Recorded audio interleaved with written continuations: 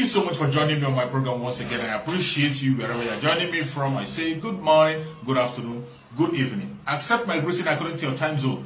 If you have not subscribed to my channel, please kindly subscribe to my channel. Click the notification bell so that you'll be notified each time I upload a video. You can be among the first to receive it. Then go to the comment section at all time. Leave your comment, drop your contribution. If you have suggestions, make it out there. If you have any criticism, put it down on the comment section. It will make us to get better, presenting you a better program. Joining us now is Ojinika Ojiokwe with stories trending around the world. Hello, Jinex. I will have just said hello, Doctor, but I have to welcome Rufai.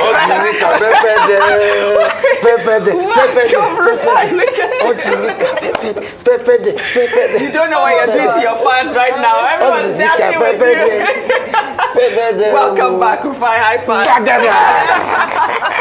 All right, you can say hello, Jinex now. I'm waiting for your hello, Jinex. You Dr. Abati, I'm waiting for your hello, Jinex. I'm waiting for your hello, Jinex. You know, I didn't greet you first. I greeted Rufai. Well, I said hello, Jinex. He's out of touch. Good morning. Please, somebody needs to take us a picture. I'm not. Oh, Jinex, can you face your assignments? Please do what you have to do. We didn't pay. We'll do it after the show. How about that? Okay. Very well. Well, all right. Good morning to you, viewers. Nigerians follow me. Well, happy Eid al-Fitr. Can we start my show now? Yeah. Well, all right. Well, good morning to you, viewers. Here are some of the stories that are trending across the globe. In Ukraine, President Volodymyr Zelensky is the latest world leader to have reportedly congratulated Nigeria's president-elect, Bola Ahmed Tinubu, on his election victory. In a statement signed by Tinubu's media aide, Tunde Rahman, on Thursday, Zelensky was quoted as saying, despite the extreme difficult testing times caused by the full-scale armed aggression of Russia against Ukraine, the country is determined to further strengthen cooperation with Nigeria at the bilateral level. In Nigeria, President Muhammadu Buhari on Thursday approved the immediate suspension of Hudu Yunusa Ari, the resident electoral commissioner in Adamawa State, who illegally declared the governorship candidate of the All Progressives Congress, Aisha Dahiru Binani, as governor-elect before collation of results were concluded. The president also ordered the Inspector General of Police, the Director General of the Department of State Services, and the Commandant General of the Nigeria Security and Civil Defense Corps to probe the role of their officers in aiding and abetting the INEC REC for prosecution. Then, the Sultan of Sokoto and the President of the Supreme Council for Islamic Affairs, Muhammadu Sa'ad Abubakar, on Thursday announced the end of Ramadan fasting and declared today, Friday, April 21st, as the Eid al-Fitr celebration following the sighting of the crescent moon. According to the monarch, reports on the new moon were received and verified by the National Moon Sighting Committee. In Uganda, President Yoweri Museveni has sent a proposed anti-LGBTQ legislation which would impose the death penalty for having gay sex and promoting homosexuality back to Parliament for review. Human rights activists say the bill is among the harshest legislation penalizing sexual minorities in the world. The United States is warning of consequences if the bill is approved. Ugandan lawmakers insist it will become law. The bill has been supported unanimously by the NRM Parliamentary Caucus. Under sports, 7-time Formula One champion Michael Schumacher's family announced on Thursday that they are planning to take legal action against German magazine Die Aktuell for publishing an artificial intelligence-generated interview of Schumacher. The magazine ran a smiling picture of Schumacher on its cover with the caption, Michael Schumacher, the first interview. The family argued that the quotes from the interview about Schumacher's health and family which was produced using AI program called Character.ai, sounded deceptively real. Schumacher, who is considered one of the world's greatest drivers, suffered severe head injuries in a skiing accident in December 2013 and was put on induced coma before the head injury. The 54-year-old won 2 of his Formula One World Drivers titles with Benetton in 1994 and 1995, while he claimed 5 in a row for Ferrari from 2000 to 2004.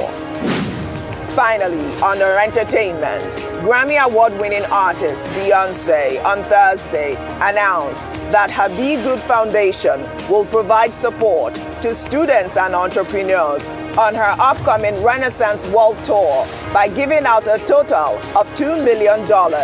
Entrepreneurs will have a chance to win grants that are slated to go to small businesses, totaling $1 million, while the other $1 million will be dispersed among 10 colleges and universities along the tour route through the Renaissance Scholarship Fund. The Renaissance Tour will kick off in May and is scheduled to run through September. Well, let's begin what's trending. As today marks the Eid al-Fitr celebrations, world leaders, including Nigeria's President Muhammadu Buhari, have sent goodwill remarks to Muslims across the globe. President Muhammadu Buhari, in his message on Thursday, reflected on the 2023 general election and again reiterated that the exercise was transparent and that his party, the governing All Progressives Congress, lost ground in many states. Well, other prominent Nigerian leaders, including President-elect Bola Ahmed Tinubu and the Labour Party presidential candidate Peter Obi, also congratulated Muslims across the world. Well, Nigeria's former vice president and the presidential candidate of the People's Democratic Party in the 2023 elections, Atiku Abubakar, in his Salah message, asked Muslims to join efforts towards building a more united Nigeria in light of the recent unfortunate bitter divisions caused by national politics. Well, Atiku added that he is worried about how the outcome of the presidential election has deeply divided Nigeria. I mean, Dr. Abati, well, first of all, I'd like to congratulate our viewers. I'd like Muslim viewers. Happy Eid. Yesterday, we took a story of Lai Mohammed, who also talked about the fact that the 2023 election was, free and fair, was peaceful and, the least violent in Nigeria. And here we can hear President Muhammadu Buhari re-echoing his thoughts as well. I mean, like you said yesterday, a lot of people would disagree with him, but, I often wonder why this is the time to, talk about, events like that. But also Atiku Abubakar, we've heard that, we've not heard from Atiku Abubakar in a long time. And it's refreshing to hear from him and, celebrating Muslims in the way that he did. But I think he made a valid point. The elections have divided Nigerians really quickly. Well, 2 perspectives on the elections, depending on what side you're on. And when I heard or read his statement, that's Alhaji Atiku Abubakar, I thought perhaps he kept quiet due to Ramadan season. So now that the Ramadan, holy month of Ramadan, where they were fasting, so he kept his peace. And now that Ramadan is over, he now feels all right, or feels the need to speak out on the elections, and just to coincide with that. This is not the first time the president is saying that this was a free, fair, and credible election, was peaceful, and all the nice things about what an election should look like. However, the obvious, the evidence before us says the contrary. And Alhaji Atiku Abubakar puts it best in terms of saying that it was divisive. It was very divisive, and we've seen the outplay of it on social media. We've seen more divisions along ethnic and religious lines with regards to how people have come out, individuals being affected, businesses. In fact, people are saying that they will not hire people who are not from their particular ethnic group. That's how divided we are currently. It would be great to understand the metric by which the president has judged these elections, to give such a judgment as to how free and fair, or to laud it as being a great cycle. A number of CSOs beg to differ, a number of international observers beg to differ, a number of analysts beg to differ, and a number of Nigerian citizens beg to differ. All right. Well, in the meantime, Nigeria's president-elect Bola Ahmed Tinubu on Thursday announced a 13-member presidential inauguration committee ahead of his inauguration on May 29th. The committee will plan a week-long inauguration event that will usher in Tinubu and his vice president-elect Kashim Shettima as the president and vice president of Nigeria. Well, first on the list is Bayo Ononuga, a spokesman for the Tinubu-Shettima Presidential Campaign Council. He will serve as head of media and publicity. Also on the list is APC's Deputy National Chairman, Senator Abubakar Kyari, who will coordinate and direct the committee's finance and budget, while Colonel Abdulaziz Yaradua, the younger brother of the late President Umaru Musa Yaradua, made the list. He was nominated as a head of security and ceremonial parade.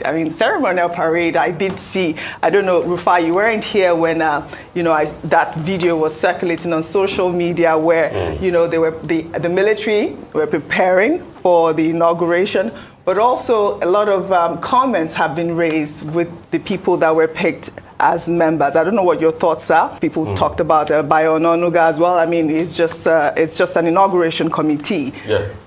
I don't have problems with anybody picking the inauguration committee. It is the APC's inauguration committee. Definitely, Bayo Ononuga has done a lot of work for them as regards, publicity. But I have a lot of problem with most of his very ethnic and vile comments, which is not befitting of a veteran of the struggles in this country. And that's why a lot of people have asked, what changed with Mr. Bayo Ononuga, with the kind of words he has said over the years, and now the things he's saying now because of politics. Also, other people on the list, yes, he has a spread across section. I've got nothing with that. Nature abhors a vacuum, there's going to be a transition team and all of that, yes. But please, for the love of mercy, I'd like to comment on the story Aya commented on. Let us see the truth always in this country. The truth will make you free. I'm seeing this attempt to push an agenda that this election was free and fair. It was anything short of it. Is this an election where a state broadcaster sponsored an electoral coup with Binani reading a public address of an election that has not been completed, and today MBC has not fined them? Is that a free and fair election?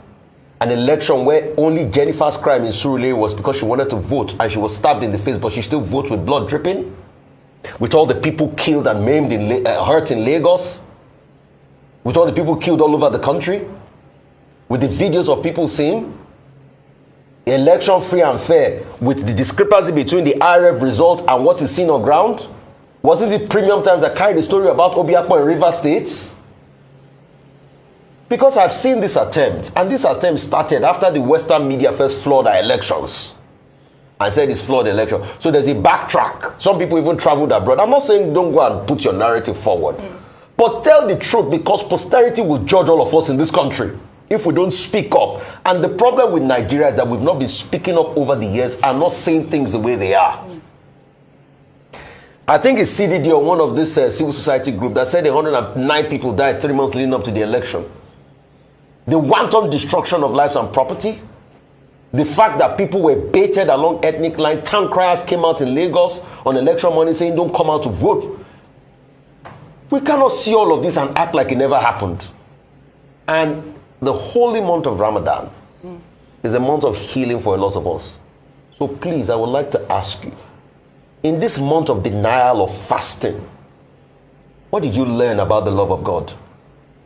What did you learn about the love of God for you and for further human beings? Did the love of God, did it trump the love for humanity? Because you say you practice what you preach, but you did anything just to be able to get power. But you forget that you will leave this earth somewhere, and everything you acquire, you won't take it anywhere with you. Those are pertinent questions. Dr. Abati, your thoughts on both stories? Okay, first, look, the whole point about whether the election was free, fair, and credible. We have seen various reports by various observers, local, regional, and international, and there have been, observations made about how there were irregularities in that election. We've seen newspaper editorials telling the whole world how that was a flawed election, that produced the outcome, but with the caveat that Nigeria could even organize elections and do so successfully raises hope about the future of democracy in Africa, given Nigeria's strategic importance. I'm just trying to do a quick summary of what others have said. But it is also, at the same time, as some people have argued, perhaps the most controversial election in recent Nigerian history. And that is why there are already over 400 cases before the tribunals at various levels. That is why even INEC is saying that he's looking for 3 billion for lawyers' fees. I mean, because INEC is joined in almost every of the cases. In fact, lawyers are even saying 3 billion is not enough after we have spent so much money on the same election. That is why even in the presidential election, people are in court. yes. Okay? So, and the presidential election petition tribunal, people are even saying, why has that tribunal not started sitting up till now? So there are issues. There are persons who have grievances. But you can understand where the president is coming from. If the president says, oh, it was free, it was great, and that in fact, he as president even lost in his own state. Yeah. And that's evidence that, he was not trying to influence anything. Don't forget that the president had promised before and even after the election that he wants to leave a legacy of a successful electoral process. But history will determine whether, President Buhari can add the elections conducted under his watch as part of his legacy. What is clear is that already people are already saying, look, we still have to do a lot in terms of reforms. As for the greetings to the Muslim Ummah, well, I join you also in saying Eid Mubarak. The one thing that we should note is that the general elections in 2023 coincided with two major religious events: Lent with Christians, Ramadan with Muslims. And this is a very religious country where you find a church or a mosque at every street corner. And yet, during the month of Lent, and yet, during the month of Ramadan, people were snatching ballot boxes. People were rigging. Electoral officials were misbehaving. We witnessed the most recent, the most brazen hoodooism in Adamawa State, where a resident electoral commissioner knowingly, willfully violated the law and usurped the functions of a returning officer. And yet, these are the same people. Some of them have been to Jerusalem. Some of them have gone to Mecca. They go for Umrah at every time. But they don't behave like true Christians. Yeah. They don't behave like true Muslims. Mm-hmm. So one of the major challenges we face in this country is this gap between what I call private morality and public morality. Everybody is very religious, going to mosque, going to church. When it comes to conduct in the public space, the most pious people are the most, problematic in terms of conduct. And that's part of the problem we have in this country. Well said, Dr. Abati. We'll take another story. Social media influencer Chude Nnamdi, who has been accused of intentionally sending a message via his Twitter handle for the purpose of causing annoyance, inconvenience, and danger to the person of renowned businessman Dr. Emeka Offor, and thereby committing cyber stalking, which is punishable under Section 24 of the Cyber Act of 2015, on Thursday, was granted bail by the Federal High Court in Abuja in the sum of 10 million naira. Well, according to reports, the Inspector General of Police, Usman Alkali Baba, was the prosecutor in the case. Well, on March 18th, Nnamdi was arrested by the police in Anambra State and taken to Abuja. His arrest elicited criticism on social media, with some Twitter users claiming that he was apprehended over an alleged petition written by the governor of Anambra State, Professor Charles Chukwuma Soludo. Well, this is coming as another influencer and popular investigative journalist, David Hudain, raised the alarm that the blocking of his Twitter account was linked to his recent post on the dual citizenship against Nigeria's president-elect, Bola Ahmed Tinubu. Hudain, in a television interview on Tuesday, claimed that indeed the president-elect does have dual citizenship and that he lied under oath when he filed his INEC EC9 form, a crime referred to as perjury and punishable by the laws of Nigeria. Rufai, I'm coming to you because you are very, prominent on Twitter. I always see you tweet. But, I don't know what your thoughts are on Hudayin's story and the reason why they locked his account, because obviously he's talking about the fact that the person who he posted the personal details is a public, officer and should, and it's of public interest. And also your thoughts on Chude's arrest, which we mentioned, I believe, a couple of weeks ago when he was arrested in Anambra State and taken to Abuja. So a couple of weeks ago, Chude was arrested. We talked about it. He was released, made a public apology, but apparently the people that are involved still want to take him to court. So hence this bail of 10 million naira again. All right, I even thought Chude's case has been sorted. But it's obvious they want to take him to court, and let him go to the court and face the full case. He has his own case. He should get a good attorney, explain his own side to the story, and all of that. Secondly, as regards David's case, truth has to be told, because you see, Twitter too is like a country on its own. They've got their own laws. Part of their laws is the fact that you don't post public detail, you don't put private personal details. Yes, there is that part, but there's also an allusion made to Mr. Festus Keyamo that posted the same passport of Bola Ahmed Tinubu, his American visa. I remember that. And there were reports about that too. But why is it that the punishment was not as high-handed as the one that was now given to David, that his Twitter account was blocked for a couple of hours? So that's the question. But it also goes back to the discrepancy and the problem that have happened in Twitter since Elon Musk bought Twitter. Because you've sacked a lot of people, and people that are supposed to review the back end for case-by-case basis are no longer there. So when somebody makes a report, then you just go ahead and remove without understanding the context. So there's also a context problem there. And Twitter should watch it, because I heard one interview when Elon Musk was saying that, we have to subject ourselves to the whims and caprices of the nations of the world, just like how they are bending to India. The question is, what kind of social media site does he want to run? Because this Mr. Elon Musk is the biggest hypocrite I've seen in my life. I'm going to follow you on that. He keeps talking about free speech, but he's the most antagonistic of free speech.